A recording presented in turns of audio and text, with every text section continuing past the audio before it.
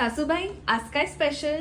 अगं सुनबाई, मुंबईवरून नंदू मामा आलाय ना, मग त्याच्यासाठी आज आपण खास कोलंबी भात बनवूया चुलीवरती. डिटेल इन्ग्रेडियंट्सची यादी डिस्क्रिप्शन बॉक्स मध्ये दिलेली आहे. सर्वप्रथम तेल गरम करून त्यात तमालपत्र, दगडफूल, वेलची, लवंग, मिरी आणि कढीपत्त्याची फोडणी द्या. मग बारीक चिरलेला कांदा घालून सोनेरी होईपर्यंत परतवा. मग हिंग आणि टोमॅटो घालून 2 मिनिटं परतवा. आता आलं, लसूण आणि मिरचीची पेस्ट घाला आणि छान असं तेल सुटेपर्यंत परतवत राहा. मग हळद, लाल तिखट, गरम मसाला आणि मालवणी मसाला घाला. 2 मिनिटं परतवून घ्या. मग साफ करून मीठ आणि आगू लावलेली कोलंबी घाला. 2 ते 3 मिनिटं परतवून कोथिंबीर घाला. एकजीव करा आणि 2-3 वेळा धुवून घेतलेले तांदूळ घाला. सगळं एकत्र मिक्स करून उकळलेलं पाणी घाला. मग गरजेनुसार मीठ घाला. मग वरून 2 चमचे तूप घाला. आता झाकून ह्याला 10 ते 15 मिनिटं शिजवून घ्या. झाकण काढून चेक करा भात शिजला आहे का. शिजला असेल तर वरून अजून 2 चमचे तूप सोडा. मग ओलं खोबरं आणि कोथिंबीर पेरून गरमागरम सर्व करा. हा झटपट बनणारा कोलंबी भात. तुम्ही बघू शकता किती फळफळीत झाला आहे. अजिबात भाताचे दाणे चिकटत नाहीये. चव तर काय भन्नाट आहे आणि कलरही छान आलाय. तुम्ही सुद्धा ही रेसिपी नक्की ट्राय करा आणि तुमचा फीडबॅक कॉमेंट्स मध्ये द्या. धन्यवाद.